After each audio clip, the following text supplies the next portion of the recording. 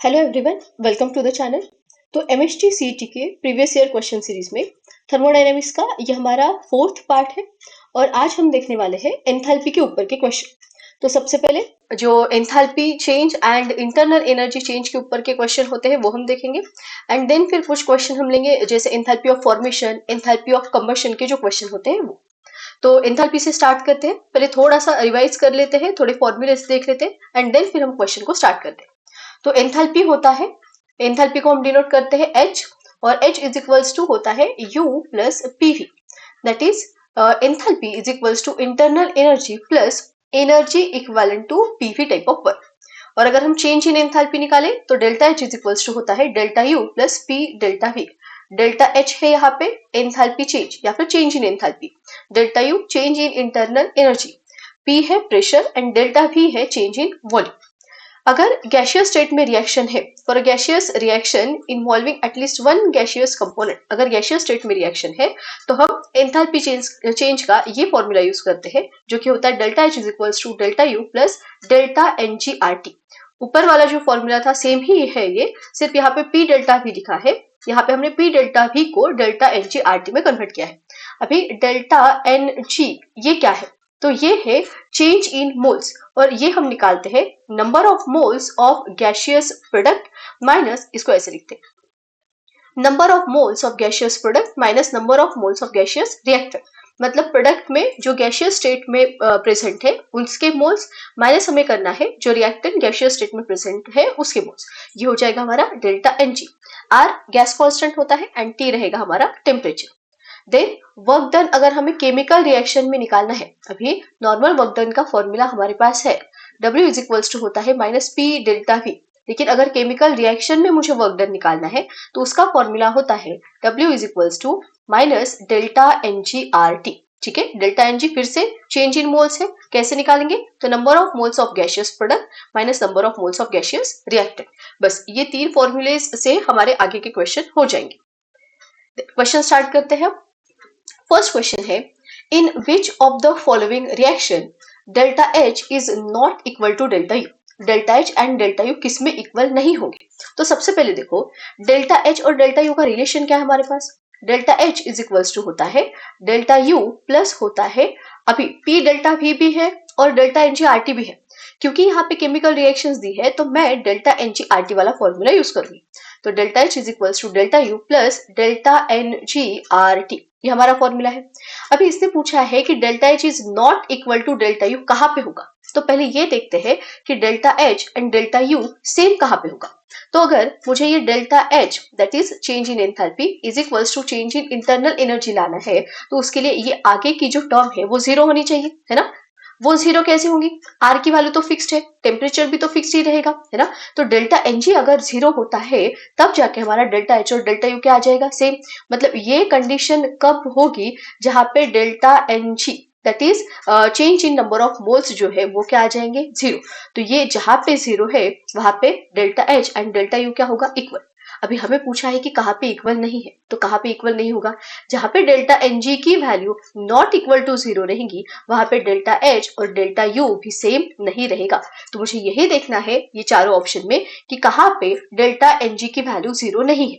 अभी फिर से डेल्टा NG की वैल्यू जीरो कब होंगी, तो डेल्टा NG होता है number of moles of gaseous product minus number of moles of gaseous reactant.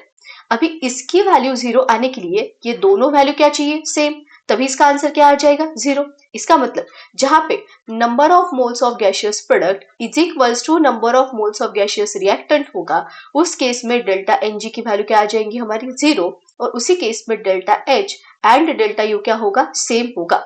अभी हमें देखना है delta H and delta U कहाँ पे सेम नहीं है, तो हम ये देखेंगे कि number of moles of gaseous product and number of moles of gaseous reactant कहाँ पे सेम नहीं है।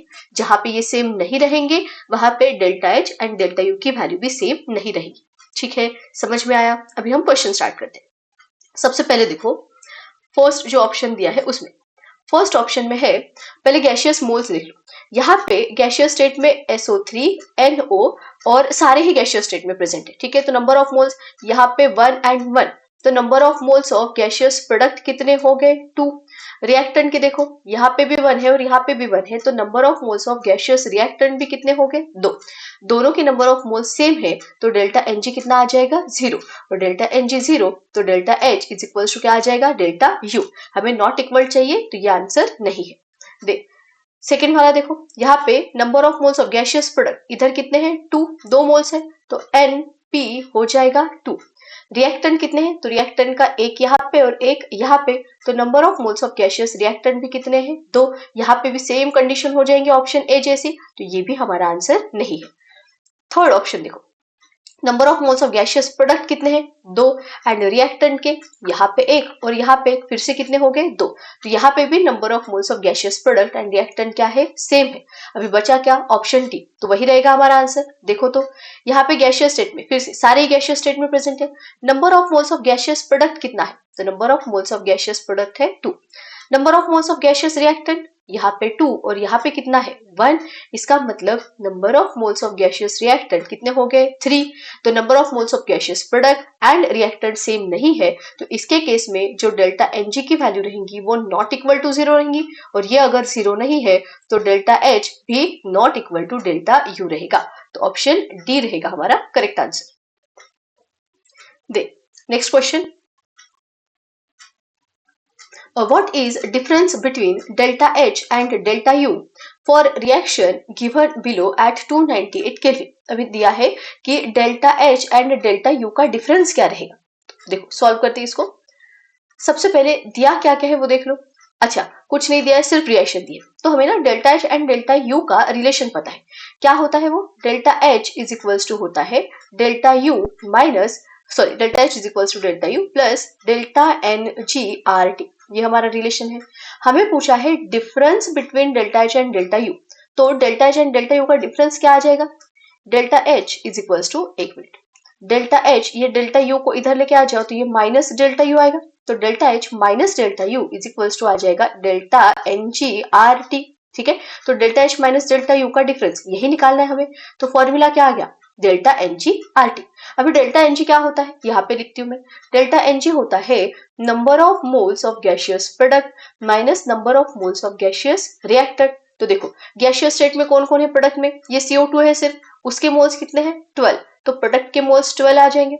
रिएक्टेंट में कौन है गैसियस स्टेट में, सिर्फ O2 है, तो O2 के मोल्स कितने हैं 15, तो ये रिएक्टेंट के गैसियस मोल्स में 15 आ गए। तो 12 माइनस 15 करें तो ये -3 आएगा आंसर, और यहाँ पे डेल्टा एन जी की वैल्यू कितनी होगी -3, तो लिख दो यहाँ पे इनटू आर की वैल्यू कितनी है, आर की 8.314 होता है, लेकिन हम पॉइंट में नहीं लेंगे, मैं इसको लिख सकती हूँ 25/3, इसके पहले वाले वीडियो में भी हमने देखा है, तो आर की वैल्यू हम लेंगे 25/3। ठीक है, 25/3 का जो आंसर होता है वो 8.333 आता है, तो 8.314 की जगह हम इसको लिख रहे हैं। टेम्परेचर कितना दिया है एट 298 केल्विन, तो 298 केल्विन, देखो इसका यूनिट मोल होता है, ये होता है जूल पर केल्विन पर मोल, और टेम्परेचर का केल्विन में आएगा, केल्विन से केल्विन इनवर्स गया, मोल मोल इनवर्स गया, तो ऑप्शन क्या आएगा हमारा, मतलब आंसर किस में आएगा जूल में। ठीक है, तो यहाँ पे जूल में हमारा आंसर आने वाला है, तो ये 3 और 3 कैंसिल हो गया, ये बचेगा -25 मल्टीप्लाइड बाय 298, और अगर हम 25 मल्टीप्लाइड बाय करते हैं 298 तो इसका आंसर हमारा आता है -7450, और किस में आएगा ये जूल में। लेकिन हम देखें तो हमें आंसर जो है वो दिया है किलो जूल में, तो इसको किलो जूल में कन्वर्ट करने के लिए 1 2 3, तो ये -7.4 किलो जूल हमारा आंसर आ जाएगा। तो ऑप्शन 7.43 ऑप्शन बी दिख रहा है मुझे, ऑप्शन बी रहेगा इसका करेक्ट आंसर। ठीक है, बस 1 मिनट रुक जाओ।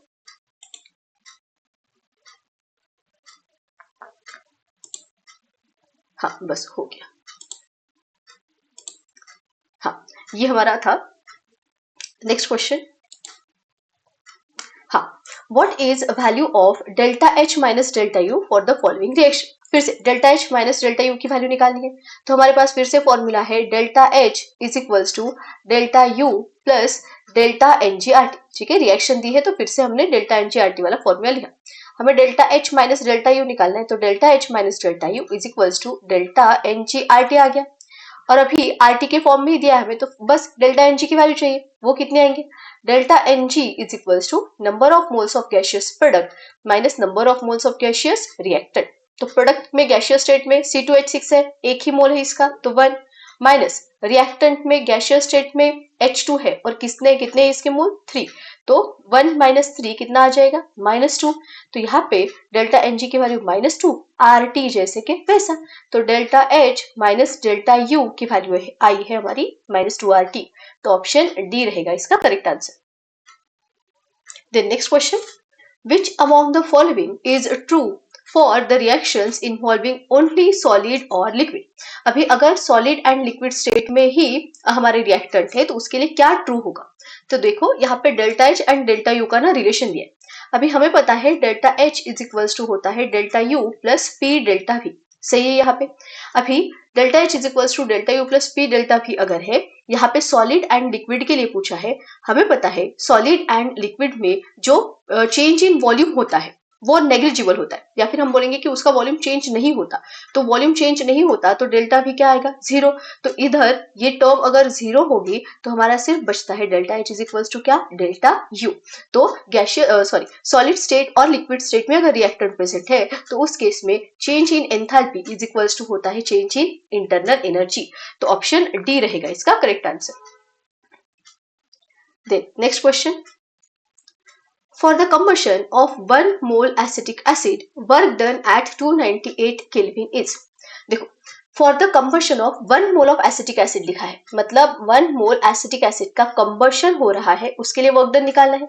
सबसे पहले तो वर्क डन का फॉर्मूला क्या होता है, वर्क डन होता है हमारे पास -P डेल्टा V, लेकिन ना यहाँ पे प्रेशर दिया है ना वॉल्यूम दिया है, तो हमें पता है ये केमिकल रिएक्शन है और इसके लिए हमारे पास वर्क डन का फॉर्मूला होता है -डेल्टा NgRT, सही है।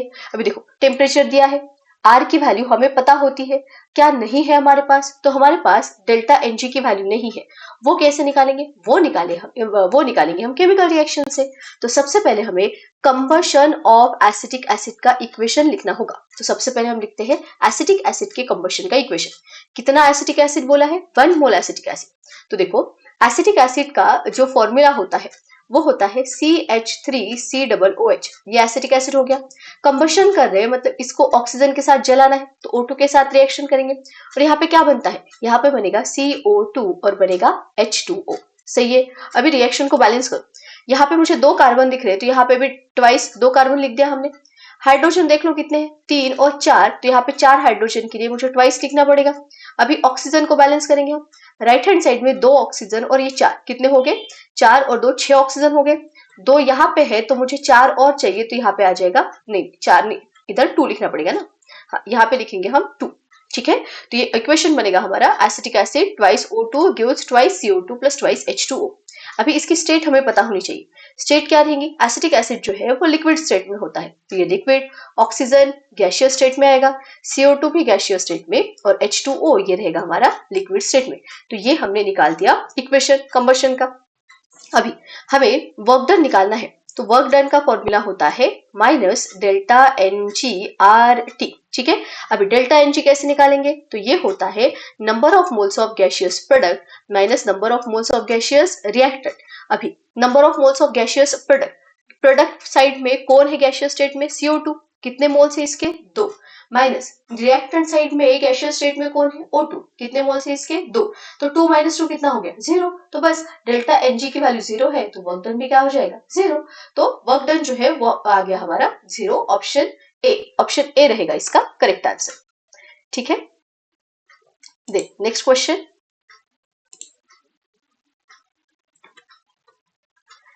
है हमारा the difference between enthalpy change and internal energy change for the combustion of 1 mole ethyl alcohol is। देखो फिर से क्या पूछा है, difference between enthalpy change and internal energy change. तो रिलेशन लिख लो, रिलेशन क्या है हमारे पास होता है delta H is equals to delta U, और केमिकल रिएक्शन के लिए है मतलब डेल्टा NgRT लिखेंगे हम, है ना, delta H is equals to delta U plus delta NgRT। हमें डिफरेंस पूछा है enthalpy change and internal energy change का, तो delta H minus delta U हो जाएगा is equals to delta NgRT, ठीक है। अभी डेल्टा एन जी की वैल्यू चाहिए और उसके लिए हमें इक्वेशन चाहिए रहता है। तो सबसे पहले तो हमें इक्वेशन लिखना पड़ेगा। कौन सा इक्वेशन है? तो combustion of 1 mole of ethyl alcohol. तो इथिल अल्कोहल के कंबशन का इक्वेशन हमें लिखना है। तो देखो इथिल अल्कोहल का फॉर्मूला CH3CH2OH और ये लिक्विड स्टेट में होता है। कंबशन करना है मतलब ऑक्सीजन के साथ रिएक्शन करेंगे तो ये गैसियस स्टेट में रहता है।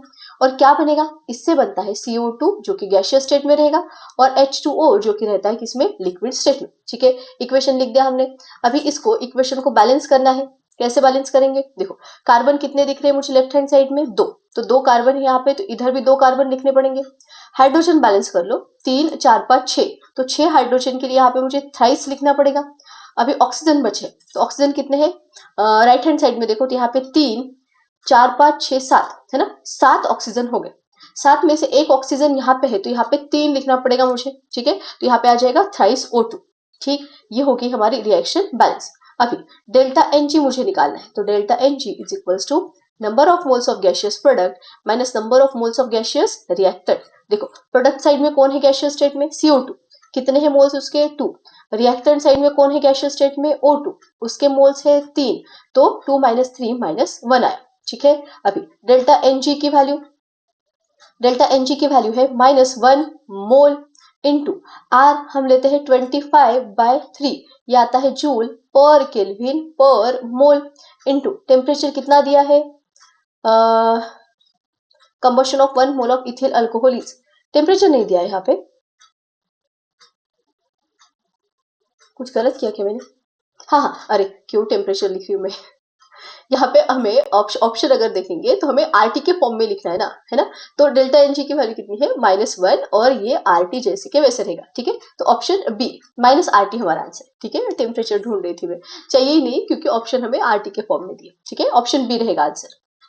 Then next question, the difference between delta H and delta U is usually significant for systems consisting of, अभी देखो delta H and delta U का डिफरेंस बोला है, हमारे पास होता है delta H is equals to delta U plus P delta V। ठीक है, या फिर डेल्टा एन जी RT भी ले सकते हो। अभी delta H minus delta U is equals to क्या रहता है? P delta V। हमने अभी एक क्वेश्चन देखा था, हमने देखा वहां पे कि सॉलिड एंड लिक्विड के केस में जो है वो वॉल्यूम चेंज नहीं होता प्रेशर के साथ, अप्रिशिएबल चेंज नहीं आता, बहुत नेग्लिजिबल आता है जिसको हम नहीं के बराबर कंसिडर करते हैं। ठीक है, तो ये तो वैल्यू कितनी हो जाएंगी? 0। किसके केस में? सॉलिड एंड लिक्विड के केस में। इसका मतलब क्या है कि delta H and delta U के बीच में कोई डिफरेंस नहीं है ना। अगर ये आ जाएगा इस तरह से तो उसके बीच में कोई डिफरेंस नहीं है। लेकिन इसमें तो हमने पूछा है, इसमें पूछा है कि यूजुअली सिग्निफिकेंट डिफरेंस जो है वो सिग्निफिकेंट किस में रहेगा? तो सॉलिड लिक्विड के केस में नहीं रहता, सिर्फ किसके केस में रहता है? गैसियस के केस में। तो इसलिए इसका आंसर रहेगा ऑप्शन बी। ठीक है, next question, For a reaction, CO gaseous state में plus half O2 gaseous state में gives CO2. Which of the following equation is correct at constant temperature and pressure? तो constant temperature pressure पे क्या correct रहेगा? तो option में delta H and delta U के बीच में है ना। तो इन दोनों के बीच का रिलेशन जो है हमारे पास उसको लिख लेते हैं पहले। तो delta H is equals to होगा delta U plus delta N G R T लिखना पड़ेगा है ना, delta N G R T. अभी देखो delta H minus delta U मैं कर रही हूँ इज इक्वल्स टू आ जाएगा ये delta N G R T. सही है क्या इतना? अभी डेल्टा एन जी की वैल्यू हम निकाल सकते हैं ना इक्वेशन से। तो delta N G is equals to number of moles of gaseous product minus number of moles of gaseous reactant. Product side में कौन है गैसियस स्टेट में? CO2। कितने मोल्स है इसके? 1। तो ये 1 माइनस रिएक्टेंट साइड में कौन है गैसियस स्टेट में? तो CO भी है और O2 भी है। तो ये 1 प्लस हाफ, तो ये 3/2 हो जाएगा है ना। और 1 - 3/2 अगर हम करें तो ये 2 - 3 डिवाइडेड बाई 2, तो ये -1/2 आएगा। ठीक है, इसका आंसर कितना? -1/2। इसका मतलब delta H minus delta U is equals to -half RT आएगा। अभी ध्यान दो यहाँ पे जो हमारा आंसर है delta H minus delta U का, ये निगेटिव में आएगा। देखो आर की वैल्यू 8.314 लेंगे हम, टेम्परेचर अगर हम लेंगे तो वो भी प्लस में आएगा। ये दोनों वैल्यू अगर प्लस में है तो ये जो माइनस साइन है वो तो जैसे के वैसा रहेगा। इसका मतलब यहाँ का जो हमारा आंसर है वो निगेटिव में आएगा। अगर delta H minus delta you negative में आ रहा है, इसका मतलब ये जो पहली वाली वैल्यू है वो छोटी होगी और डेल्टा यू बड़ा रहेगा। तभी तो स्मॉल वैल्यू में से मतलब छोटी वैल्यू में से बड़ी वैल्यू माइनस करेंगे तभी तो निगेटिव आंसर आ गया ना हमारा। अगर पहली वैल्यू बड़ी होती तो फिर पॉजिटिव में आता। इसका मतलब डेल्टा एच की वैल्यू क्या है, कम है as compare to delta U, या फिर हम लिख सकते हैं delta U is greater than delta H. कहाँ पे देखो ये पहला ही ऑप्शन मिल गया ना, delta H is less than delta U, तो ऑप्शन ए रहेगा इसका करेक्ट आंसर। ठीक है, डेल्टा यू ज्यादा है। Next question, calculate delta H for following reaction eight 25 degree Celsius. हमें डेल्टा एच की वैल्यू निकालने के लिए बोला है। देखो क्या क्या दिया है पहले ना वो लिख लेते हैं। हमें डेल्टा एच निकालना है, यहाँ पे मैं लिख रही हूँ डेल्टा एच निकालना है। ठीक है, आगे डेल्टा यू की वैल्यू दी है हमें, डेल्टा यू हमें दिया है -740.5 किलो जूल में दिया है हमें। ठीक है, देख आर की वैल्यू 8.314 दिया है। देखो ये आर को ना मैं चेंज कर रही हूँ, आर की वैल्यू हमें दी है 8.314, जिसको हम लिखने वाले हैं 25/3। ठीक है, और इसका यूनिट क्या है, जूल पर केल्विन पर मोल। अभी ध्यान दो, हमें ना ऑप्शन में किलो जूल दिया है, तो आंसर जो है हम किलो जूल में निकालना चाहते हैं। तो ये आर की वैल्यू तो जूल में है, तो मुझे इसको किलो जूल में करना है। तो मैं इसको लिखूंगी 25/3 इंटू 10⁻⁻3, ये आएगा अभी किलो जूल पर केल्विन पर मोल। ठीक है, एग्जाम में इतना डिटेल में नहीं करना है, लेकिन याद हमको सब चाहिए कि जूल का किलो जूल करना है। तो डायरेक्टली फॉर्मूले में जब वैल्यू पुट करोगे तो डायरेक्ट वहां पे 10⁻⁻3 ले लेना। ठीक है, क्योंकि किलो जूल से हमें जूल मतलब जूल का किलो जूल में कन्वर्शन करना रहता है। तो ये किसकी वैल्यू होगी, आर की। और कुछ दिया है क्या, नहीं। हमें डेल्टा एच पूछा है और डेल्टा यू दिया है, तो हमें पता है delta H and delta U के बीच का रिलेशन, पहले लिख लो वो। Delta H is equals to होता है डेल्टा यू प्लस होता है delta N G R T. सही है क्या। अभी देखो डेल्टा एच निकालना है, डेल्टा यू दिया है हमें, आर भी पता है, टी भी पता है। क्या नहीं पता, तो डेल्टा एन जी नहीं पता, तो पहले वो निकाल लेते हैं। तो delta N G is equals to number of moles of gaseous product minus number of moles of gaseous reactant. अभी मुझे लगता है कि ये फॉर्मूला आप लोगों को याद हो गया होगा, तो अगले क्वेश्चन से हम डायरेक्ट वैल्यू पुट करते जाएंगे। हाँ, प्रोडक्ट में देखो कौन है गैसियस स्टेट में, H2O है, CO2 है और N2 भी है ना। और कितने मोल्स है, 1 2 और 3। एक बार ना ये रिएक्शन बैलेंस है क्या देख लेते जाओ। तो रिएक्शन 2 N2 1 कार्बन, देन हाँ है बैलेंस है। ठीक है, तो ये 3 ऑक्सीजन चाहिए, 1 2 3, हाँ है। ठीक है, रिएक्शन एक बार चेक कर लिया करो कि बैलेंस है क्या, कभी कभी वो उसमें भी घुमाता है, मतलब बैलेंस रिएक्शन करके नहीं देंगे और फिर हम कैलकुलेशन करेंगे उसी रिएक्शन के साथ, तो हमारा आंसर गलत आता है। ठीक है, तो एक बार फटक से चेक कर लेना है हमें कि रिएक्शन बैलेंस है या नहीं। तो नंबर ऑफ मोल्स प्रोडक्ट में कितने मोल्स हो गए, तो 3 हो गए। रिएक्टेंट में कौन है गैसियस स्टेट में, ये भी है और ये भी है। तो 3/2 + 1 ये 5/2 हमारा आंसर आएगा, है ना। और ये 3 - 5/2 कितना होता है, 5/2 होता है 2.5। तो 3 - 2.5 तो ये 0.5 आएगा ना। मैं इसको 1/2 लिखती हूँ, है ना। 0.5 को हम 1/2 लिख सकते हैं, कैंसल आउट होना चाहिए आगे, इसलिए हम लिख रहे हैं। बाकी आप लोग 0.5 भी लिख सकते हो, कोई प्रॉब्लम नहीं है। तो ये हो गया डेल्टा एच। अभी बस वैल्यूज पुट करनी है और आंसर निकालना है हमें। तो ये डेल्टा यू कितना दिया है भाई, डेल्टा यू ये दिया है हमें -740.5, किसमें है, किलो जूल। ठीक है, ये है kilo joule. Plus delta N G की वैल्यू कितनी आ गई, हाफ मोल, इनटू आर की वैल्यू है 25/3, ये है हाँ, इंटू 10⁻³ भी है, इंटू 10⁻³ ये है हमारा किलो जूल पर केल्विन पर मोल में। ठीक है, इंटू टेम्परेचर कितना है 25 डिग्री सेल्सियस, मतलब ये 298 केल्विन होता है ना। ये अभी हमको आना चाहिए, तो केल्विन इनवर्स केल्विन गया, मोल से मोल इनवर्स गया, तो ये भी किलो जूल में है, तो दोनों का यूनिट किलो जूल है, तो इसको हम ऐड कर सकते हैं। अभी सॉल्व करो इसको, तो ये -740.5, कुछ कैंसिल वगैरह हो रहा है क्या, नहीं कुछ कैंसिल नहीं हो रहा है।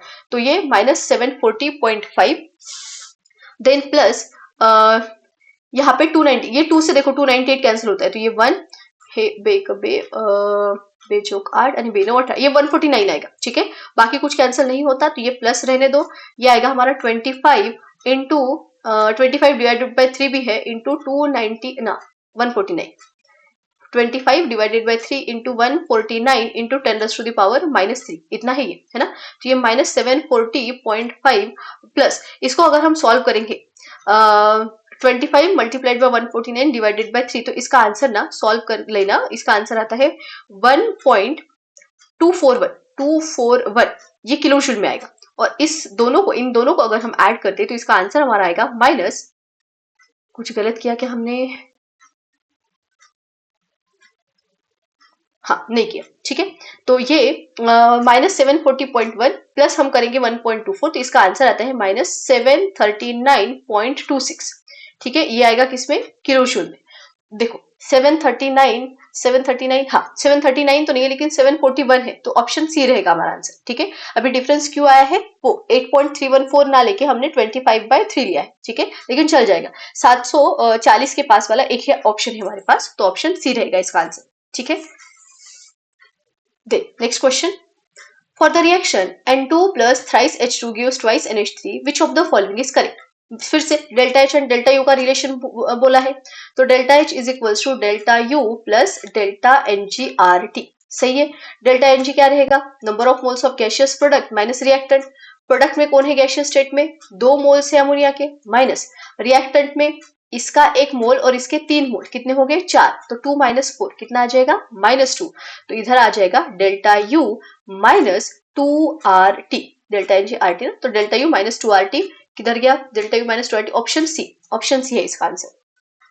Next question, which from the following defines enthalpy of a system, तो एंथैल्पी ऑफ सिस्टम क्या होता है, H इज इक्वल्स टू होता है U प्लस PV, मतलब enthalpy of the system is equals to internal energy plus energy equivalent to PV type of work. कहाँ पे है U plus PV, option C, तो इसका आंसर रहेगा option C. Next, which of following symbol represents heat of reaction at constant pressure? देखो heat of reaction at constant pressure पूछा है, तो ये QP इज इक्वल्स टू आता है डेल्टा H। हमने जो लास्ट वीडियो था हमारा, कौन सा, फर्स्ट लॉ ऑफ थर्मोडायनेमिक्स का, उसमें हमने ये डिस्कस किया था। तो QP इज इक्वल्स टू होता है डेल्टा H, और कांस्टेंट वॉल्यूम अगर पूछ दे तो फिर ये आता है डेल्टा U, तो ऑप्शन ए डेल्टा H रहेगा इसका correct answer. Next question, Which of following equation is used to find change in enthalpy of reaction? तो ये तो हमने अभी तक बहुत बार देख लिया, delta H is equals to delta U plus P delta V, option B है इसका आंसर। देखो इतने इजी भी क्वेश्चन आते हैं, तो कभी ऐसे नहीं सोचना जैसे हमें लगता है कि अरे किसी न्यूमेरिकल में बहुत ज्यादा कैलकुलेशन है, तो फिर टाइम मैनेज कैसे होगा। तो सारे ही न्यूमेरिकल्स में, मतलब सारे ही क्वेश्चन में इतना कैलकुलेशन नहीं रहता केमिस्ट्री के। अगर एक क्वेश्चन है जिसमें बहुत ज्यादा कैलकुलेशन है, तो कुछ ऐसे भी क्वेश्चन होते हैं जिसको डायरेक्टली हम देखते बराबर उसका आंसर मार्क कर सकते हैं। तो इधर के क्वेश्चन में जो टाइम हमारा बचा है वो हमें इन कैलकुलेशन में यूज करना है, ठीक है। तो ये हो गया हमारा, इसका आंसर क्या था, option B. Next question, What are the standard state in thermodynamics for substance to find enthalpy? तो हमें पता है स्टैंडर्ड एंथैल्पी ऑफ रिएक्शन निकालते हैं हम, स्टैंडर्ड कंडीशन हम बोलते हैं। तो स्टैंडर्ड कंडीशन क्या होती है, 1 bar pressure, 25 degree Celsius temperature and 1 mole substance, है ना, तो ऑप्शन ए है इसका correct answer. Then next question है, which of the following is true for the value, अभी देखो H माइनस डेल्टा यू, यहाँ पे ना डेल्टा H होगा, डेल्टा H होगा यहाँ पे, delta H minus delta U at constant volume. देखो अभी कांस्टेंट वॉल्यूम बोला है ना, तो delta H and delta U का वॉल्यूम के साथ वाला रिलेशन है क्या हमारे पास, हाँ है। हमें पता है delta H is equals to delta U plus P delta V होता है, और क्योंकि वॉल्यूम अगर कांस्टेंट है तो चेंज इन वॉल्यूम क्या आता है, 0, और डेल्टा वी 0, तो ये पी डेल्टा वी कंप्लीट 0 हो जाएगा। इसका मतलब क्या बचेगा, delta H is equals to delta U. तो क्या पूछा था मैंने, क्या निकाला, which of the following is true, अच्छा delta H minus delta U का पूछा है, तो delta H minus delta U क्या आएगा, 0, delta H minus delta U is equals to क्या हो जाएगा, 0, है ना, ये इधर लेके आएंगे, तो delta H minus delta U 0, option B है इसका आंसर, ठीक है। Next question, in which of the following reaction the system perform work on surrounding, ठीक है। तो पहले इसका कॉन्सेप्ट समझते हैं कि कैसे निकालना है इसको। देखो हमारे पास वर्क डन, इसने ना वर्क पूछा है ना, वर्क पूछा है, तो हमारे पास वर्क डन का फॉर्मूला है minus P delta V minus delta N G R T, ठीक है। लेकिन यहाँ पे ना हमें केमिकल रिएक्शन दिया है, तो डब्ल्यू का फॉर्मूला हम यूज करेंगे minus delta N G R T. लेकिन अभी इसको सॉल्व करते बैठेंगे क्या, बिल्कुल नहीं, हमें उसने वैल्यू नहीं पूछी है, वो पूछ रहा है कि कहाँ पे system perform work on surrounding, मतलब सिस्टम वर्क करती है किसके ऊपर, सराउंडिंग के ऊपर, है ना, ऐसी है। In which of the following reaction system perform work on surrounding, मतलब सिस्टम वर्क कर रही है सराउंडिंग के ऊपर, और इसको ही हम बोलते हैं एक्सपांशन, है ना। अगर सिस्टम वर्क करती है सराउंडिंग के ऊपर तो वहां पे एक्सपांशन होता है, और एक्सपांशन में वर्क डन नेगेटिव होता है, ये हमें पता होना चाहिए, ठीक। अभी देखो वर्क डन का फॉर्मूला है minus delta N G R T, यहाँ पे work done by the system पूछा है, मतलब सिस्टम वर्क कर रही है सराउंडिंग के ऊपर, तो एक्सपांशन हुआ। एक्सपांशन मतलब वर्क डन क्या आना चाहिए, निगेटिव। तो वर्क डन निगेटिव कब आएगा, आर और टी जो है वो तो कांस्टेंट है, तो जब डेल्टा एन जी की वैल्यू क्या हो, पॉजिटिव। अगर डेल्टा एन जी पॉजिटिव है तो ये निगेटिव वाला साइन जैसे के वैसे रहेगा, इसका मतलब वर्क डन क्या आएगा, निगेटिव। इसका मतलब डेल्टा एन जी अगर पॉजिटिव है तो वर्क डन क्या होता है, निगेटिव होता है। मतलब इस केस में सिस्टम वर्क करेंगे किसके ऊपर, सराउंडिंग के ऊपर। सही है। अभी डेल्टा एन जी पॉजिटिव कब रहेगा, तो इसका फॉर्मूला होता है delta N G is equals to number of moles of product minus number of moles of reactant, है ना, गैशियस वाले लेने हैं। डेल्टा एन जी कब पॉजिटिव रहेगा, जब ये पहली वैल्यू ज्यादा रहेंगी और दूसरी वैल्यू क्या रहेंगी, कम रहेंगी। इसका मतलब अगर number of moles of gaseous products are greater than number of moles of gaseous reactant, तब जाके डेल्टा एन जी पॉजिटिव रहेगा। और डेल्टा एन जी पॉजिटिव है तो work done negative, that is system work करेंगे किसके ऊपर, सराउंडिंग के ऊपर। तो हमें पूछा है कि किस केस में सिस्टम सराउंडिंग के ऊपर वर्क करेंगी, तो हमें देखना है कि कहाँ पे number of moles of gaseous product ज्यादा है as compare to number of moles of gaseous reactant. बस इतना ही हमें देखना है। देखो पहला पहला ऑप्शन में प्रोडक्ट में कौन कौन है, ये लिक्विड स्टेट में तो ये तो नहीं लेंगे हम। ये गैशियस स्टेट में है तो प्रोडक्ट के मोल्स कितने हो गए, number of moles of product कितने हो गया, एक। रिएक्टेंट साइड में कोई नहीं है, इसका मतलब number of moles of reactant, gaseous reactant कितना हो गया, 0। तो यहाँ पे number of moles of gaseous products are greater than number of moles of gaseous reactant. और इसी केस में डेल्टा एन जी क्या रहेगा, पॉजिटिव, और वर्क डन रहेगा नेगेटिव। दैट इज इसी केस में सिस्टम वर्क करेंगे किसके ऊपर, सराउंडिंग के ऊपर। ठीक है, तो ऑप्शन ए ही है इसका आंसर हमारा। ठीक, बाकी केस में देख लो। यहाँ पे प्रोडक्ट के नंबर ऑफ मोल्स 0 है ना, मैं प्रोडक्ट के पहले लिख रही हूँ देन रिएक्टेंट के, तो प्रोडक्ट में 0, रिएक्टेंट में 2 है, तो इसका मतलब रिएक्टेंट के मोल्स ज्यादा हुए। यहाँ पे प्रोडक्ट का 1 मोल, रिएक्टेंट के 3 मोल, तो फिर से रिएक्टेंट के ज्यादा हुए। यहाँ पे प्रोडक्ट के 2 मोल, रिएक्टेंट के 2 एंड 1 3, तो यहाँ पे भी रिएक्टेंट के मोल ज्यादा है, तो ऑप्शन ए ही हमारा करेक्ट आंसर है।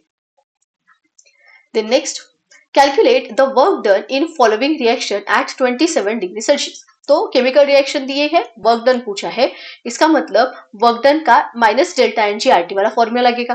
टेम्परेचर कितना दिया है, टेम्परेचर हमें दिया है 27 डिग्री सेल्सियस, मतलब ये आ जाएगा हमारा 300 केल्विन। सही है। अभी हमें पता है डेल्टा एन जी की वैल्यू हमें लगने वाली है यहाँ पे, तो पहले वो निकाल लेते हैं।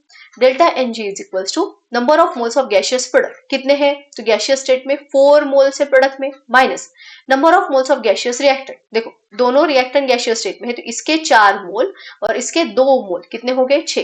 तो 4 माइनस 6 कितना आ जाएगा, -2 मोल। ठीक है, हमें क्या निकालना है, वर्क डन, तो W is equals to minus delta N G R T. ठीक, अभी माइनस डेल्टा एन जी की वैल्यू -2, यहाँ पे ध्यान से लिखना है, वो माइनस एक ही बार नहीं लिखना है, ये माइनस फॉर्मूले का और -2 अलग है।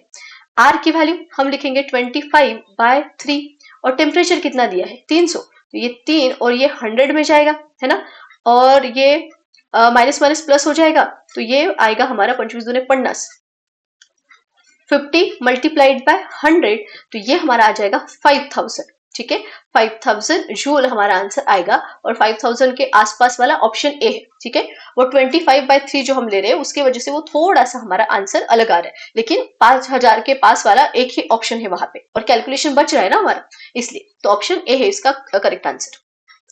Next, identify from the following reaction that exhibits negative work done. अभी देखो केमिकल रिएक्शन में कहाँ पे निगेटिव वर्क डन होगा वो पूछा है। निगेटिव वर्क डन मतलब W क्या चाहिए हमको, माइनस चाहिए, निगेटिव में चाहिए।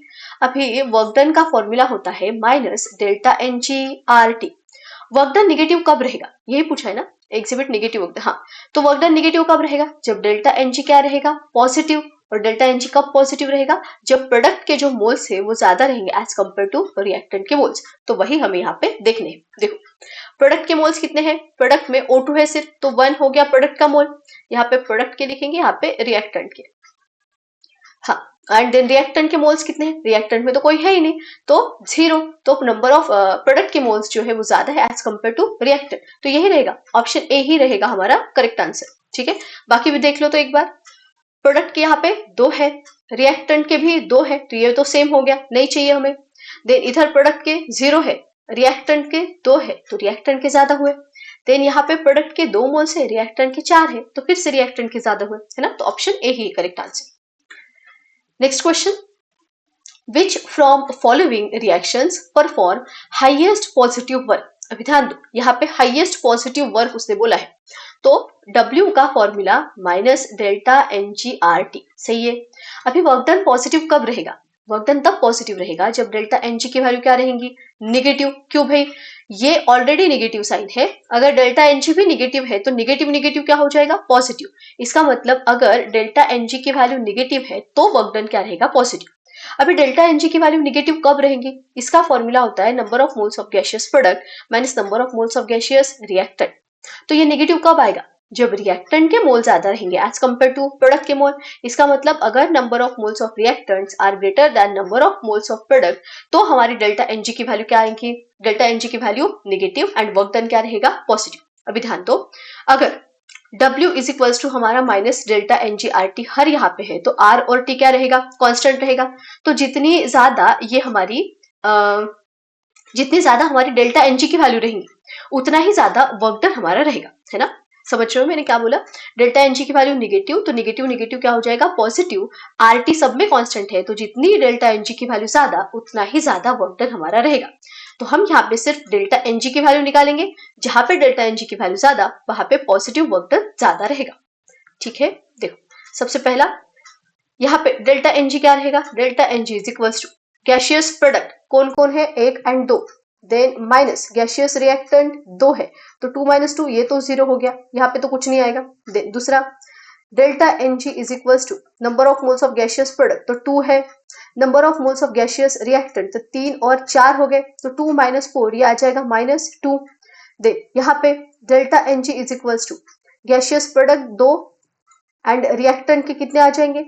5/2 + 1 ये 7/2 आ जाएगा, और 2 - 7/2 अगर हम करेंगे तो ये आएगा हमारा -1.5, है ना? इसको हाँ ठीक है रहने देते, -1.5 आएगा ये, है ना? 4 - 3 3/2 तो -1.5, ठीक है।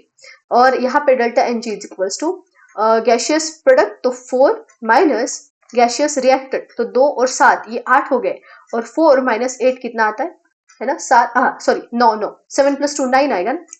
7 + 2 9, तो 4 - 9 होता है यहाँ पे -5। तो देखो इस केस में हमारा W is equals to minus delta NgRT minus of delta NgRT, ये फॉर्मूला है।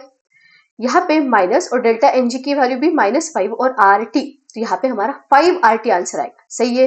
वैसे यहाँ पे 1.5 RT, यहाँ पे 2 RT और यहाँ पे 0 ही है, तो जहां पे डेल्टा Ng की वैल्यू ज्यादा है वहां पे हमारा जो वर्क डन है वो पॉजिटिव में ज्यादा आएगा, तो ऑप्शन डी रहेगा इसका correct answer. Next, which from following reaction exhibit delta H is equals to delta, तो फॉर्मूला है delta H is equals to delta U plus delta NgRT, सही है। अभी delta H is equals to delta U कब होगा? जब delta NgRT क्या रहेगा? 0, और ये कब 0 होगा? जब डेल्टा Ng क्या रहेगा? 0, और ये कब 0 होता है? जब रिएक्टेंट के मोल्स एंड प्रोडक्ट के जो मोल्स है गैसियस मोल्स वो सेम रहेंगे। तो बस हमें ढूंढना है कि कहाँ पे number of moles of gaseous product and number of moles of gaseous reactant same है। जहां पे वो सेम रहेंगे वहां पे डेल्टा Ng 0, मतलब delta H is equals to delta U। तो यहाँ पे देखो number of moles of gaseous product 1 है, number of moles of gaseous reactant 3 है, तो 1 - 3 -2 आएगा, हमें 0 चाहिए था, ठीक है, तो ये नहीं है हमारा answer. Next, number of moles of gaseous product 2 है, रिएक्टेंट में 2 और 1 3, तो 2 - 3 ये -1 आएगा, ये भी नहीं चाहिए हमें। यहाँ पे number of moles of gaseous product 2 है, रिएक्टेंट में 1 + 5/2 ये -7/2 आएगा, है ना? यहाँ पे भी नहीं आता। यहाँ पे देखो number of moles of gaseous product 2 and number of moles of gaseous product gaseous reactant भी कितना है? 2, तो 2 - 2 कितना हो गया? 0। तो क्योंकि यहाँ पे डेल्टा Ng की वैल्यू 0 है तो यहाँ पे delta H is equals to क्या हो जाएगा? डेल्टा U, तो ऑप्शन डी रहेगा हमारा इसका correct answer. Then next question, which from following reaction perform no work. अभी देखो नो वर्क कहाँ पे होगा? तो W का फॉर्मूला है माइनस डेल्टा NgRT, सही है। अभी वर्क डन नहीं हो रहा है, मतलब वर्क डन क्या है? 0, और जीरो वर्क डन कहाँ पे होगा, जहाँ पे डेल्टा एन जी की वैल्यू जीरो होगी, है ना, क्योंकि आर और टी की वैल्यू तो फिक्स रहती है। जहाँ पे डेल्टा एन जी की वैल्यू क्या रहेंगी, जीरो रहेंगी, वहां पे वर्क डन क्या होगा, जीरो। यहाँ पे लिख के दे रही हूँ, अगर डेल्टा एन जी की वैल्यू जीरो है तो हमारा जो वर्क डन है वो रहेगा जीरो। और डेल्टा एन जी की वैल्यू जीरो कब होती है, जब number of moles of gaseous product and number of moles of gaseous reactant क्या रहेंगे, सेम। तो बस वही हमें ढूंढना है। देखो यहाँ पे ऑप्शन ए में, देखो ऑप्शन ए में जो हमारे number of moles of gaseous product है वो 1 है, और रिएक्टेंट साइड में तो कोई नहीं है, तो इसका 1 माइनस जीरो, ये 1 आ गया, हमें तो जीरो चाहिए, है ना। दे यहाँ पे number of moles of gaseous product 2 है, और number of moles of gaseous reactant कितने हैं, 4, तो ये 2 माइनस 4, ये तो -2 आता है, नहीं ये भी नहीं चाहिए हमें। दे यहाँ पे number of moles of gaseous product 2 and gaseous reactant भी कितने हैं, 2, तो number of moles of gaseous product और रिएक्टेंट सेम हो गए, डेल्टा एन जी जीरो, तो वर्क डन भी क्या रहेगा, जीरो। तो इसका आंसर है हमारा option C. The next question है, calculate the work done in the oxidation of 1 mole of SO2 at 27 degree Celsius according to the reaction. देखो ध्यान से देखो इस क्वेश्चन को, ये बोल रहा है कि वर्क डन निकालना है, ठीक है। वर्क डन का फॉर्मूला तो हमें पता है, डेल्टा एनजीआरटी। उसने के बाद उसने बोला है ऑक्सीडेशन ऑफ कितना, 1 मोल ऑफ SO2। जब 1 मोल SO2 का ऑक्सीडेशन होता है तब का वर्क डन निकालना है। तो SO2 का ऑक्सीडेशन मतलब SO2 की रिएक्शन ऑक्सीजन के साथ, तो वो तो दी है ना हमें। SO2 की जब ऑक्सीजन के साथ रिएक्शन होती है तो क्या होता है वो हमें दिया है, लेकिन इसने हमें वर्क डन पूछा है 1 मोल ऑफ SO2 के ऑक्सीडेशन के लिए, लेकिन हमें जो इक्वेशन दिया है वो है 2 मोल ऑफ SO2 के लिए। तो सबसे पहला काम जो हमें यहाँ पे करना है वो है कि हमें 1 मोल ऑफ SO2 के ऑक्सीडेशन के लिए इक्वेशन लिखना है। तो कैसे लिखेंगे हम 1 मोल के लिए, तो बस इस इक्वेशन को 2 से डिवाइड कर दो, तो वो 1 मोल के लिए बन जाएगा।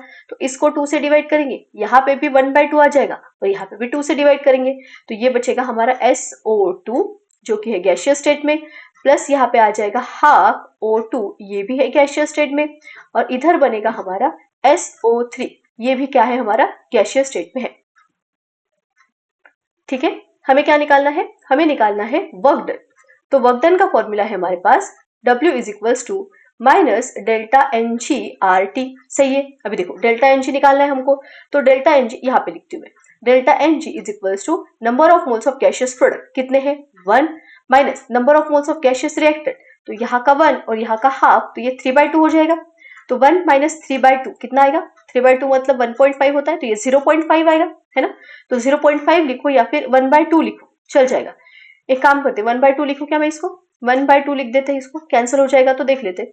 तो माइनस जैसे के वैसा, ठीक है। डेल्टा एन जी की वैल्यू कितनी है 1/2, आर हम कितना लेंगे 25/3, और टेम्परेचर कितना दिया है इसने, टेम्परेचर 27 डिग्री सेल्सियस है, मतलब कितना होता है वो होता है 300 केल्विन। तो ये 3 से ये 3 गया तो ये 100 आएगा, है ना। देखो ये 2 से जाएगा तो ये 50 आएगा, आणि 25 5 125, तो ये -125 और एक 0, तो -1250 जूल, ये हमारा आंसर आता है। और 1250 के पास एक ही ऑप्शन दिख रहा है हमारा, ऑप्शन बी। तो इसका करेक्ट आंसर ऑप्शन बी रहेगा। Then next question, calculate the work done in the decomposition of 2 moles of NH4NO3। देखो 2 मोल अमोनियम नाइट्रेट का जब डिकम्पोजिशन होता है उसके लिए वर्क डन निकालना है। तो वर्क डन का फॉर्मूला फिर से माइनस डेल्टा NGRT ही रहेगा, ठीक है, क्योंकि इक्वेशन दिया है, केमिकल रिएक्शन है। अभी अमोनियम नाइट्रेट का जब डिकम्पोजिशन होता है तो वो रिएक्शन ऑलरेडी हमें दी है। देखो अमोनियम नाइट्रेट का डिकम्पोजिशन होके N2O एंड वाटर बनता है, लेकिन हमें वर्क डन निकालना है 2 मोल अमोनियम नाइट्रेट के डिकम्पोजिशन के लिए, और इक्वेशन किसके लिए दिया है 1 मोल के लिए। तो सबसे पहले तो हमें 2 मोल का अमोनियम नाइट्रेट का इक्वेशन लिखना पड़ेगा, एंड देन फिर हम निकालेंगे क्या वर्क डन। तो पहले इसको 2 मोल के लिए निकालो, तो 2 मोल के लिए कैसे आएगा इक्वेशन, तो 2 से मल्टीप्लाई कर दो, तो यह आ जाएगा ट्वाइस NH4NO3, ये है हमारा सॉलिड स्टेट में, गिव्स फिर से यहाँ पे भी 2 आ जाएगा, तो ट्वाइस N2O, ये आएगा गैसियस स्टेट में, और प्लस यहाँ पे 2 से मल्टीप्लाई करेंगे तो ये 4 आ जाएगा, ये आएगा H2O, और ये भी हमें दिया है गैसियस स्टेट में, जो दिया है वही लिखना है। अभी सबसे पहले डेल्टा एनजी निकाल लेते हैं, तो delta NG is equals to number of moles of gaseous product, तो 4 + 2 कितना होता है 6, और रिएक्टेंट में तो है ही नहीं, तो डेल्टा एनजी की वैल्यू कितनी हो गई 6। वर्क डन निकालना है, तो W is equals to minus delta NGRT, ठीक है, माइनस डेल्टा एन जी की वैल्यू कितनी है 6, है ना। अभी हमने स्टार्टिंग के शायद एक दो क्वेश्चन में यहाँ पे यूनिट लिख के देखा है, इसको डायरेक्टली सॉल्व करेंगे तो ये जूल में आंसर आएगा, ठीक। तो नहीं तो लिख ही लेते, ठीक है, यहाँ पे भी लिख लेते। तो ये -6 क्या आ जाएगा, मोल इंटू आर 25/3 क्या आएगा, जूल पर केल्विन पर मोल। और टेम्परेचर कितना दिया है, देखो 100 डिग्री सेल्सियस बोला है, तो 273 ऐड करेंगे तो ये 373 केल्विन आएगा। केल्विन से केल्विन इनवर्स गया, मोल से मोल इनवर्स गया, तो जूल में हमारा आंसर आता है। अब यहाँ पे कुछ तो कैंसिल नहीं हो रहा है, हाँ ये हो जाएगा 3 1 और ये 2 में जाएगा, आणि 25 दूने 50, तो -50 मल्टीप्लाइड बाय 373, है ना। और ये 5 से 373 को मल्टीप्लाई कर दो, इसको सॉल्व करोगे तो ये आंसर 1885 सॉरी 1865 1885 नहीं 1865 ये आंसर आता है, ठीक है। और एक जीरो और रहेगा, 373 मल्टीप्लाइड बाय 5 करेंगे तो 1865 और एक जीरो जैसे कि वैसे ये जूल में आया। हमें किलो जूल में चाहिए, तो 1 2 3, तो ये आएगा हमारा -18.65 किलो जूल, ठीक है। कहाँ पे देखो ऑप्शन, ऑप्शन बी दिख रहा है, तो ऑप्शन बी है इसका correct answer. Then next question, calculate standard internal energy change for. अभी देखो स्टैंडर्ड इंटरनल एनर्जी चेंज मतलब हमें डेल्टा यू की वैल्यू निकालनी है। दिया क्या है, तो हमें दिया है equation OF2 gaseous plus H2O gaseous gives twice HF gaseous plus O2 gaseous, ठीक है, एट 300 केल्विन, मतलब टेम्परेचर हमें दिया है 300 केल्विन लिख दिया हमने। और क्या दिया है, और हमें दिया है डेल्टा H नॉट F, ये होता है स्टैंडर्ड एंथैल्पी ऑफ फॉर्मेशन, मतलब हमें standard enthalpy of formation of OF2 दिया है। Then standard enthalpy of formation of हमें दिया है H2O, then standard enthalpy of formation of HF हमें दिया है, ठीक है। अभी देखो ये स्टैंडर्ड एंथैल्पी ऑफ फॉर्मेशन का फॉर्मूला या फिर टॉपिक मैंने इस वीडियो में इंक्लूड नहीं किया है, लेकिन आप लोगों ने अभी अभी एग्जाम दी है, आप लोगों को पता है कि स्टैंडर्ड एंथैल्पी ऑफ फॉर्मेशन का फॉर्मूला क्या होता है, ठीक है। तो डायरेक्ट मैं इस क्वेश्चन को अभी सॉल्व करके दिखा दूं। तो OF2 का standard enthalpy of formation 20 kilo joule per mole, इसका -250 किलो जूल पर मोल, और HF का -270 किलो जूल पर मोल है, ठीक है। अभी देखो डेल्टा यू निकालना है, तो हमारे पास फॉर्मूला है delta H is equals to delta U plus delta NGRT, है ना। डेल्टा यू निकालना है तो डेल्टा एच दिया जाना चाहिए था, लेकिन डेल्टा एच हमें नहीं दिया है, ऊपर से कुछ वैल्यूज लिख के दी है, तो सबसे पहले तो काम है हमारा डेल्टा एच निकालना। देन डेल्टा एन जी वो तो हमें निकालना आता है, तो सबसे पहले डेल्टा एच निकालते हैं। वो कैसे निकालेंगे हम, तो हमारे पास फॉर्मूला होता है standard enthalpy of reaction is equals to होता है summation of standard enthalpies of formation of product, standard enthalpies of formation of product minus होता है summation of standard enthalpies of formation of reactant, ठीक है। अभी देखो प्रोडक्ट में कौन कौन है, प्रोडक्ट में है HF एंड O2, तो हम लिखेंगे 2 into standard enthalpy of formation of, ये सिंबल थोड़ा देख लेना, मैं गलत लिख रही हूँ शायद से, डेल्टा FH नॉट ऐसे रहता है, हाँ standard enthalpy of formation of क्या रहेगा HF plus standard enthalpy of formation of O2, ये क्या हो गया प्रोडक्ट का, ठीक है, माइनस रिएक्टेंट में कौन है, तो standard enthalpy of formation of OF2 plus रहेगा standard enthalpy of formation of H2O, सही। बस वैल्यूज पुट कर दो, तो delta H not is equals to आएगा 2 इंटू HF का स्टैंडर्ड एंथैल्पी ऑफ फॉर्मेशन कितना है -270 प्लस O2 का, क्योंकि ये स्टैंडर्ड स्टेट में है तो ये 0 रहेगा, है ना। देन माइनस OF2 का कितना है, OF2 का 20 और प्लस H2O का हमें दिया है -250, ठीक है। इसको सॉल्व करो, देखो ये 2 मल्टीप्लाइड बाय -270 तो ये -540 आता है इसका आंसर, और -250 और +20 तो ये आ जाएगा -230, तो ये -540 प्लस 230, इसका आंसर अगर निकालेंगे तो ये डेल्टा H नॉट की वैल्यू आ जाती है -310, ठीक है। अभी ये होगी डेल्टा H की वैल्यू, हमें डेल्टा Ng भी चाहिए, तो डेल्टा Ng की वैल्यू वो भी निकाल लो पहले, तो delta Ng is equals to आएगा number of moles of gaseous product, कौन है, तो 2 HF के और 1 O2 के, तो 2 मोल्स हो गए प्रोडक्ट में, रिएक्टेंट में दोनों गैसियस स्टेट में तो फिर से 2, तो डेल्टा Ng कितना हो गया 0, है ना। और डेल्टा Ng अगर 0 है, सही निकाला क्या मैंने,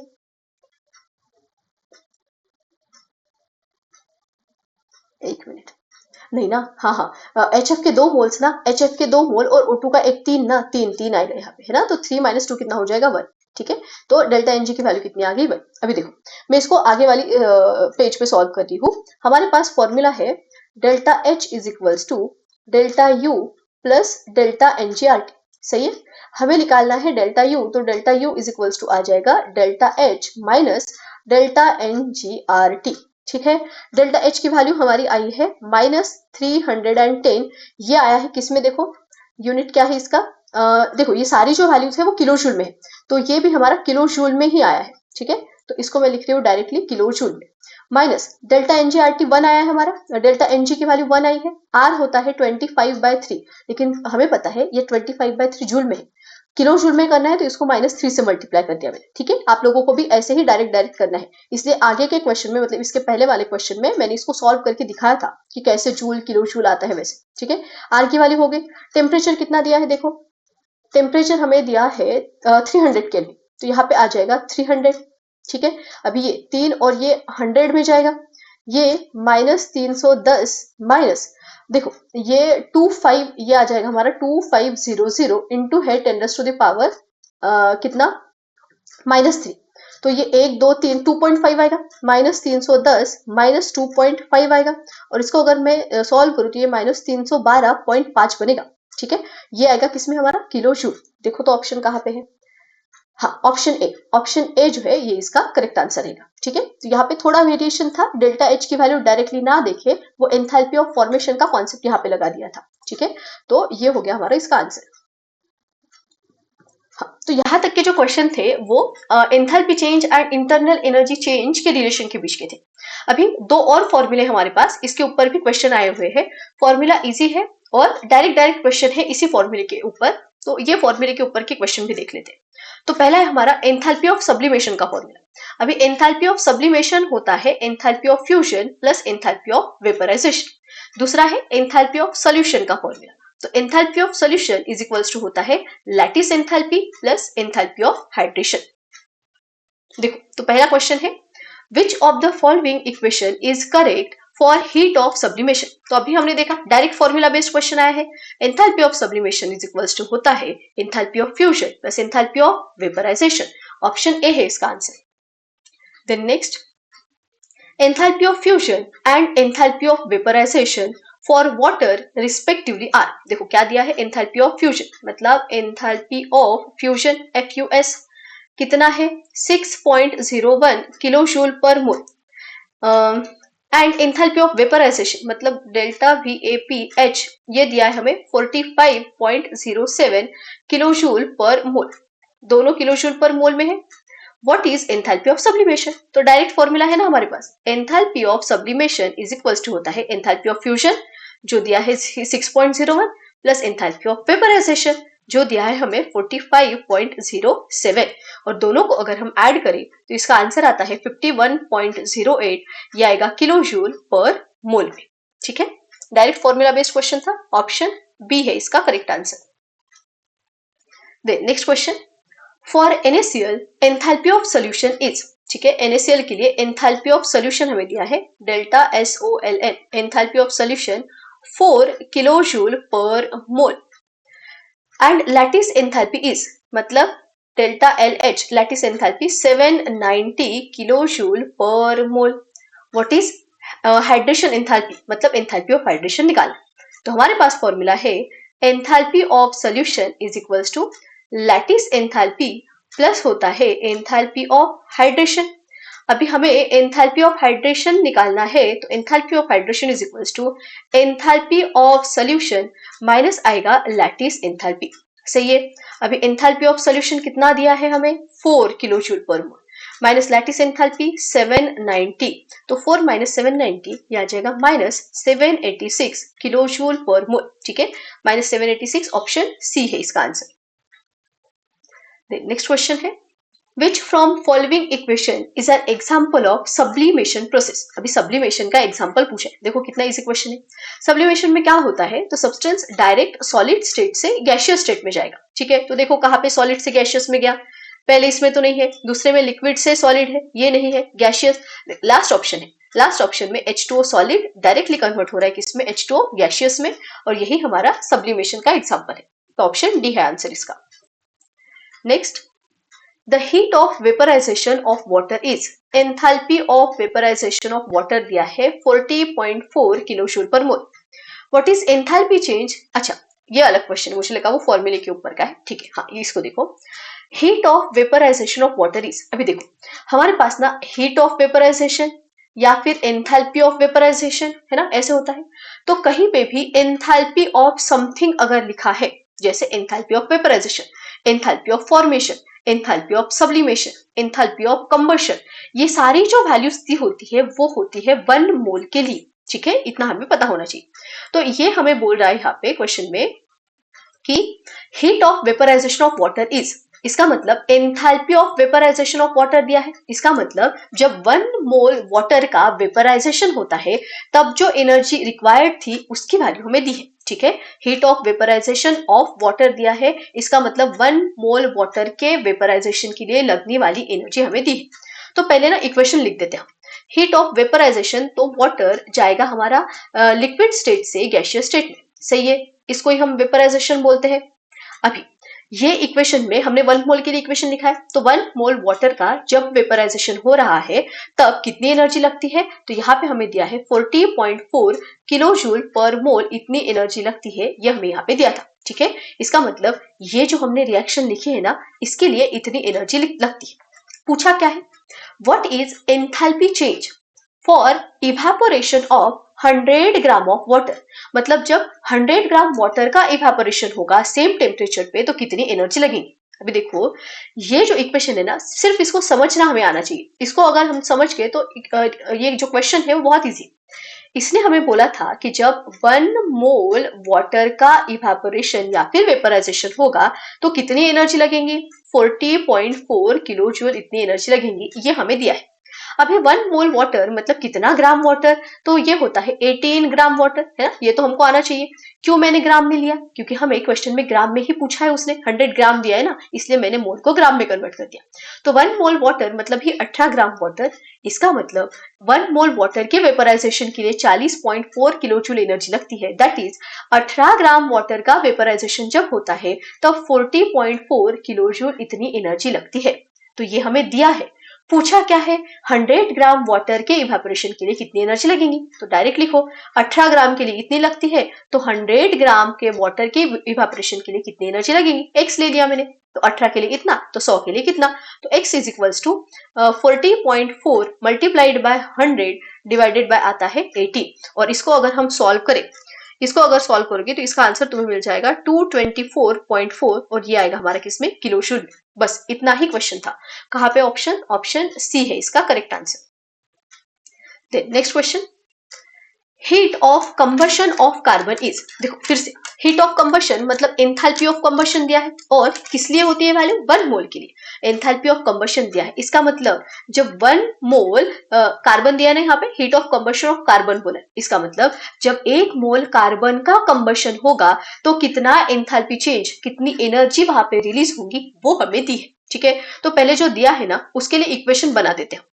यहाँ पे heat of combustion of carbon बोला है, इसका मतलब कार्बन का जब कंबशन होगा मतलब उसकी हम ऑक्सीजन के साथ रिएक्शन करेंगे, क्या बनता है यहाँ पे, CO2, है ना। तो 1 मोल कार्बन का कंबशन का इक्वेशन ये है। तो ये इक्वेशन में 1 मोल कार्बन का कंबशन हो रहा है, कितनी एनर्जी लगेगी यहाँ पे, तो दिया है हमें डेल्टा H की वैल्यू -393.5 किलो जूल, ठीक है, यही हमें दिया था। Heat of combustion of carbon is मतलब 1 मोल कार्बन का जब कंबशन होता है तो उसमें इतनी एनर्जी रिलीज होती है, ठीक है। ये हमें एक लाइन में जो लिख के दिया है ना उसका सब वो इस सब की वैल्यू है। आगे, what is heat released in formation of 35.2 gram of CO2। अभी पूछा है कि कितनी एनर्जी रिलीज होंगी जब 35.2 ग्राम CO2 फॉर्म होगा। अभी देखो ये जो इक्वेशन हमने लिखा है, यहाँ पे हमने लिखा है कि जब 1 मोल कार्बन का कंबशन होगा तो इतनी एनर्जी रिलीज होगी, लेकिन जब 1 मोल कार्बन का कंबशन हो रहा है तो यहाँ पे 1 मोल CO2 भी तो फॉर्म हो रहा है, तो मैं इसको ऐसे भी तो बोल सकती हूँ कि जब 1 मोल CO2 फॉर्म होता है तब इतनी एनर्जी रिलीज होती है ना। 1 मोल कार्बन का कंबशन के टाइम पे रिलीज होने वाली एनर्जी बोलो, या फिर इसको हम बोल सकते हैं कि जब 1 मोल कार्बन डाइऑक्साइड फॉर्म होता है तब कितनी रिलीज हुई एनर्जी, तो वो हमें दी है 393.5 किलो जूल। इसका मतलब जब 1 मोल CO2 फॉर्म होगा तो कितनी एनर्जी रिलीज होंगी, -393.5 किलो जूल इतनी एनर्जी रिलीज होती है। अभी ग्राम में दिया है हमें, तो इसको ग्राम में कन्वर्ट कर देते हैं। 1 मोल CO2 मतलब ये 12 और ये 32, तो ये 44 ग्राम आ जाएगा। इसका मतलब 1 मोल CO2 मतलब ही 44 ग्राम CO2 जब फॉर्म होगा तो -393.5 किलो जूल इतनी एनर्जी रिलीज होगी। सही है, 1 मोल CO2 मतलब ही 44 ग्राम CO2 जब फॉर्म होगा तो इतनी एनर्जी रिलीज होगी। हमें पूछा है कि 35.2 ग्राम CO2 जब फॉर्म होगा तो कितनी एनर्जी रिलीज होंगी बताओ, तो उसको हम ले लेंगे x। तो x इज इक्वल्स टू क्या आ जाएगा, x is equals to -393.5 multiplied by 35.2 divided by आ जाएगा 44। और इसको अगर हम सॉल्व करें तो इसका आंसर हमारा आएगा -314.8 किलो जूल में आएगा। कहाँ पे ऑप्शन डी है। ठीक है, देन नेक्स्ट क्वेश्चन है calculate heat required to convert 9 gram of liquid water to water vapour. इसका मतलब H2O लिक्विड में ये कन्वर्ट होना चाहिए किसमें, H2O वेपर मतलब गैसियस स्टेट में। तो 9 ग्राम H2O लिक्विड से जब वो गैसियस स्टेट में जाता है तो कितनी एनर्जी लगेगी वो हमें पूछा है। और ना हमें ये 2 इक्वेशन दी। देखो सबसे पहले इक्वेशन को देखो कि इक्वेशन में से हमको क्या चाहिए। तो हमारा तो रिक्वायर्ड इक्वेशन ये है, तो हमें ये 2 चीजें चाहिए, तो मतलब ये बाकी का पोर्शन नहीं चाहिए, तो इसको कैंसिल कर देते हैं ना। कैंसिल कैसे करेंगे, देखो सबसे पहले मुझे H2O ना liquid H2O liquid left hand side में चाहिए, तो मैं इस इक्वेशन 1 को रिवर्स कर देती हूँ। इसको तो इक्वेशन नंबर 1, ये इक्वेशन नंबर 2 आ जाएगा। इक्वेशन 1 को रिवर्स करो तो ये बनेगा हमारा H2O liquid gives H2 plus half O2। सही है, और अभी क्योंकि मैंने इक्वेशन को रिवर्स किया है तो डेल्टा H की वैल्यू प्लस में आ जाएंगी और ये है किलो कैलोरी। ठीक है, दूसरा इक्वेशन जैसे कि वैसे लिखो, तो ये H2 plus half O2 gives, अभी हमारा जो H2O है वो गैसियस स्टेट में है और डेल्टा H की वैल्यू कितनी है, -68.3 किलो कैलोरी। इसको अगर हम ऐड करते हैं तो ये राइट हैंड साइड और लेफ्ट हैंड साइड कैंसिल हो जाएंगे, ये बचेगा H2O liquid converted into H2O gaseous, और इसका डेल्टा H जो है इसको अगर हम सॉल्व करें 57 माइनस 68.3 करेंगे तो इसका आंसर आता है -11.3। अभी इसका मतलब क्या होता है वो समझो। ये जो हमने इक्वेशन निकाला इसका मतलब ये है कि जब 1 मोल H2O लिक्विड स्टेट से गैसियस स्टेट में जाता है तो वहां पे 11.3 किलो जूल इतनी एनर्जी रिलीज होती है। सॉरी किलो जूल नहीं, किलो कैलोरी है ना। 1 मोल लिक्विड वाटर जब गैसियस स्टेट में जाएगा तो इतनी एनर्जी रिलीज होगी, या फिर इतनी एनर्जी, इतना एंथैल्पी चेंज वहां पे होता है। अभी 1 मोल वाटर ही मतलब क्या होता है, 18 ग्राम वाटर है ना। 1 मोल वाटर मतलब 18 ग्राम वाटर। इसका मतलब 18 ग्राम वाटर जब लिक्विड स्टेट से गैसियस स्टेट में जाएगा तो वहां पे एंथैल्पी चेंज होगा -11.3। हमें क्या पूछा है, हमें पूछा है जब 9 ग्राम लिक्विड वाटर का वेपराइजेशन होता है तो एंथैल्पी चेंज क्या रहेगा। तो 18 ग्राम के लिए इतना, तो 9 ग्राम के लिए कितना होगा, तो x निकालना है। इसको डायरेक्टली ऐसे भी कर सकते हो, देखो इधर से इधर जाते समय हमने 2 से डिवाइड किया है, इसको भी 2 से डिवाइड कर दो तो आंसर आ जाएगा। नहीं पॉसिबल है वैसा नहीं जम रहा है तो इसको ऐसे सॉल्व करो। x इज इक्वल्स टू क्या आएगा, -11.3 मल्टीप्लाइड बाय 9 डिवाइडेड बाय 18। तो ये 1 और ये 2 से जाएगा और -11.3 को 2 से डिवाइड करेंगे तो हमारा आएगा -5.65 किलो कैलोरी। तो ऑप्शन ए है इसका करेक्ट आंसर। देन है नेक्स्ट क्वेश्चन है calculate enthalpy change of vaporisation of benzene. देखो enthalpy change of vaporisation of benzene, enthalpy change पूछा है किसका, बेंजीन के वेपराइजेशन का। मतलब जब 1 मोल बेंजीन का वेपराइजेशन होता है तो वहां का एंथैल्पी चेंज पूछा है। ठीक है, ये हमें समझते आना चाहिए। एंथैल्पी चेंज ऑफ समथिंग मतलब वो 1 मोल के लिए होगा। ठीक है, तो एक काम करते हैं, पहले ना मैं बेंजीन के वेपराइजेशन का इक्वेशन लिख देती हूँ। अभी बेंजीन का वेपराइजेशन मतलब C6H6 बेंजीन लिक्विड स्टेट से जाएगा गैसियस स्टेट में, मतलब C6H6 गैसियस स्टेट में जाएगा, सही है। Enthalpy change of vaporisation of benzene, तो लिक्विड स्टेट से गैसियस स्टेट में गया। अभी इसके लिए क्या एंथैल्पी चेंज होगा वो हमें फाइंड आउट करना है।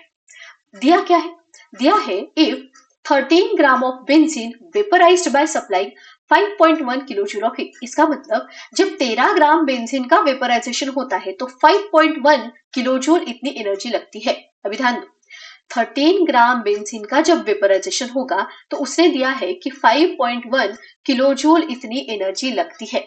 हमें क्या पूछा है, हमें पूछा है कि जब 1 मोल बेंजीन का वेपराइजेशन होता है तब कितनी एनर्जी लगेगी।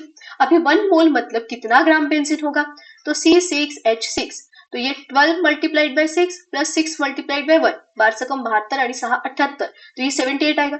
1 मोल बेंजीन मतलब ही 78 ग्राम बेंजीन होता है, तो 13 ग्राम बेंजीन के लिए 5.1 किलो जूल एनर्जी लगती है, तो 1 मोल मतलब ही 78 ग्राम बेंजीन के वेपराइजेशन के लिए कितनी एनर्जी लगेगी, वही हमारा enthalpy change for vaporisation of benzene होगा। तो x इज इक्वल्स टू क्या आएगा, 78 मल्टीप्लाइड बाय 5.1 डिवाइडेड बाय 13, और ये 13 से जाएगा 6 में, ठीक है, और इसको सॉल्व करेंगे तो ये आएगा 30.6 किलो जूल, ठीक है। तो ऑप्शन सी रहेगा इसका करेक्ट आंसर। नेक्स्ट क्वेश्चन है calculate enthalpy of vaporisation of ethanol. अभी enthalpy of vaporisation of ethanol हमें निकालना है। if 11.5 gram of ethanol is completely vaporized by supplying 11.8 kilojoule of heat। देखो बेंजीन का जैसे किया ना हमने वैसे ही है, पूछा है enthalpy of vaporisation of ethanol. इसका मतलब इथेनॉल का फॉर्मूला C2H5OH, ये जब लिक्विड स्टेट से C2H5OH गैसियस स्टेट में जाएगा 1 मोल, कैलकुलेट एंथैल्पी ऑफ वेपराइजेशन ना, एंथैल्पी ऑफ वेपराइजेशन 1 मोल के लिए होता है। एंथैल्पी ऑफ फॉर्मेशन बोला तो 1 मोल सब्सटेंस का फॉर्मेशन, एंथैल्पी ऑफ कंबशन बोला तो 1 मोल सब्सटेंस का कंबशन। वैसे ही enthalpy of vaporisation of ethanol मतलब 1 मोल इथेनॉल का वेपराइजेशन, इसके लिए कितनी एनर्जी लगेंगी वो हमें निकालना है, ठीक है। 11.5 ग्राम ethanol, 11.5 gram ethanol is completely vaporized by supplying 11.8 kilojoule energy, मतलब 11.5 ग्राम इथेनॉल के वेपराइजेशन के लिए 11.8 किलोजूल इतनी एनर्जी लगती है। अभी देखो 1 मोल इथेनॉल के लिए कितनी एनर्जी लगेगी वो निकालना है। तो 1 मोल इथेनॉल मतलब ही अगर इसका मोलर मास निकालोगे तो वो आता है 46, तो 1 मोल इथेनॉल मतलब ही 46 ग्राम इथेनॉल के वेपराइजेशन के लिए कितनी एनर्जी लगेगी, इसको ले लो x, ठीक है। तो 11.5 के लिए इतनी लगती है, तो 46 के लिए कितनी, तो x is equals to 46 multiplied by 11.8 divided by जाएगा 11.5। अभी ध्यान दो, अगर कैलकुलेशन नहीं करना है तो इसको ना ऐसे भी सॉल्व कर सकते हैं। 11.5 एंड 11.8 है, इसको अगर कैंसिल भी करोगे ना तो इसका आंसर आस पास में बना, एग्जैक्ट वन नहीं आएगा लेकिन आसपास में बनाएगा, तो 46 के पास में ही आंसर आने वाला है, और 46 के पास वाला एक ही ऑप्शन हमें दिख रहा है, कौन सा, 47.2, ठीक है। इसको अगर सॉल्व करोगे तो इसका आंसर भी वही आता है 47.2 किलो जूल पर मोल। नेक्स्ट क्वेश्चन, बस लास्ट क्वेश्चन है, calculate enthalpy of solution of potassium chloride if lattice enthalpy and enthalpy of hydration is, है ना। अभी मुझे लगता है कि ये क्वेश्चन आप लोग कर लोगे। एंथैल्पी ऑफ सॉल्यूशन का डायरेक्ट फॉर्मूला है lattice enthalpy plus enthalpy of hydration, दोनों को सिर्फ ऐड करना है, तो 700 प्लस अगर हम करेंगे -680, है ना, तो 700 माइनस 680 कितना आता है, ये 20, तो ऑप्शन ए रहेगा इसका करेक्ट आंसर, ठीक है। तो बस यहां तक थे हमारे क्वेश्चन, और बाकी क्वेश्चन हम लेते हैं नेक्स्ट वीडियो में।